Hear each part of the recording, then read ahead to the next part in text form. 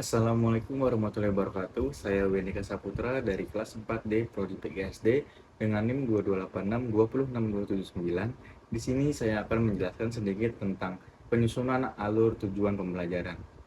Yang pertama ada prinsip penyusunan alur tujuan pembelajaran, yaitu ada yang pertama sederhana dan informatif, lalu kedua ada esensial dan konstekstual, lalu ada berkesinambungan, lalu ada pengoptimalan tiga aspek kompetensi, lalu ada merdeka belajar, operasional dan aplikatif, yang ketujuh ada adaptif dan fleksibel.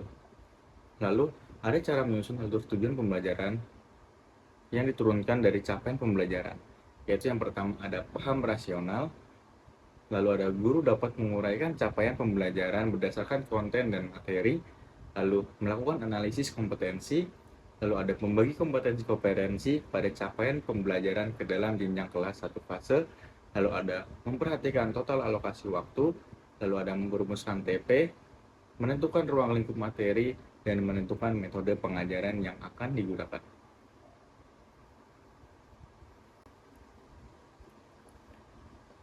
Kemudian di sini ada contoh alur dan tujuan pembelajaran ATP SD fase B untuk kelas 4 mata pelajaran IPAS atau Ilmu Pengetahuan Alam dan Sosial.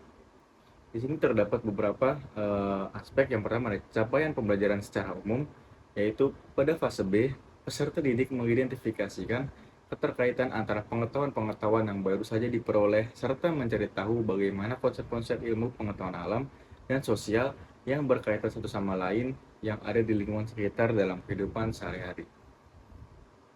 Lalu selanjutnya ada alur tujuan pembelajaran yang dibagi per elemen, yaitu yang pertama dari elemen yaitu ada pemahaman IPAS atau sains dan sosial. Lalu ada keterampilan proses, dan selanjutnya ada capaian pembelajaran. Dari capaian pembelajaran yang pertama yaitu pemahaman IPAS, yaitu peserta didik disuruh untuk menganalisis hubungan antar bentuk serta fungsi bagian tubuh pada manusia seperti panca indera. Peserta didik dapat membuat simulasi menggunakan bagan atau alat bantu sederhana tentang siklus hidup makhluk hidup. Lalu ada capaian pembelajaran yang dimana elemennya itu keterampilan proses. Yang pertama itu keterampilan proses itu mengamati. Nah, pada fase pengamati ini, peserta didik mengamati fenomena dan peristiwa secara sederhana dengan menggunakan panca indera dan dapat mencatat hasil pengamatannya.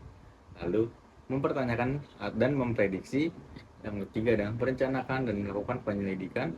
Lalu ada memproses, menganalisis data dan informasi. Lalu mengevaluasi dan refleksi. Lalu yang terakhir ada mengkomunikasikan hasil.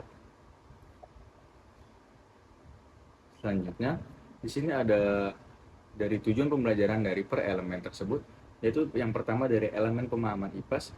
Tujuan pembelajaran dari pemahaman IPAS yaitu peserta didik menganalisis hubungan antara bentuk serta fungsi bagian tubuh pada manusia. Lalu, peserta didik dapat membuat simulasi menggunakan bagan atau alat bantu sederhana tentang siklus hidup makhluk hidup. Lalu, peserta didik dapat mengidentifikasi masalah yang berkaitan dengan pelestarian sumber daya alam. Lalu, peserta didik mengidentifikasikan proses perubahan wujud.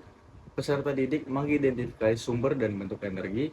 Lalu, peserta didik mendemonstrasikan berbagai jenis gaya dan pengaruhnya terhadap arah, gerak, dan bentuk benda. Lalu yang ketujuh ada peserta didik memanfaatkan gejala kemagnetan.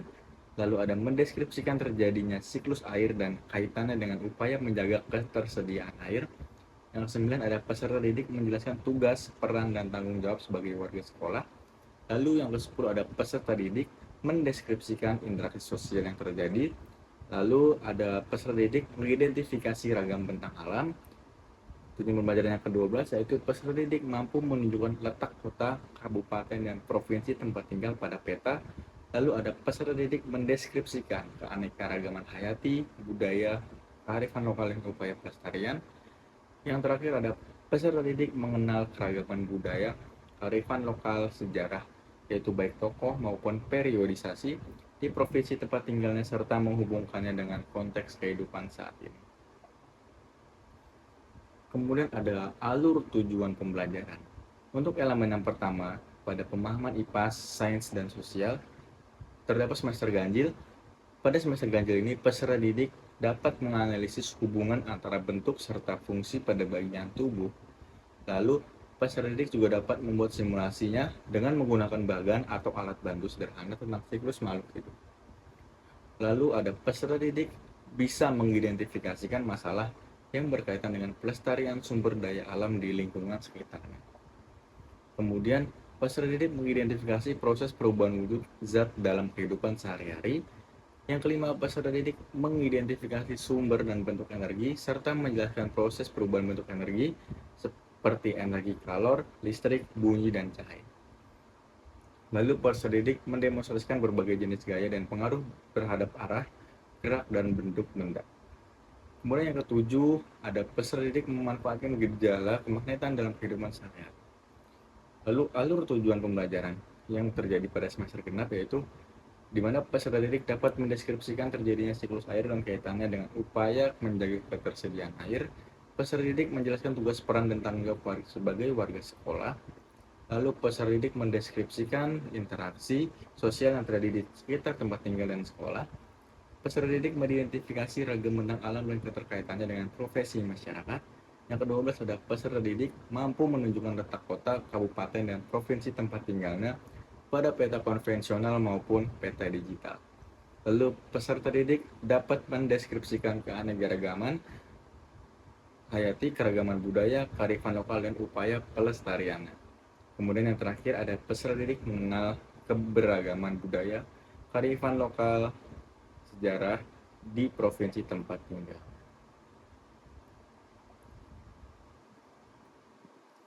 Jadi pada penyusunan alur dan tujuan pembelajaran ini, kita harus memperhatikan tujuan pembelajarannya mulai dari semester ganjil dan semester genap, di mana harus sesuai dengan kurikulum yang berlaku dan kelas yang berlaku, baru kita bisa dapat membuat alur tujuan pembelajaran dari pembelajaran tersebut. Sekian, terima kasih dari saya. Wassalamualaikum warahmatullahi wabarakatuh.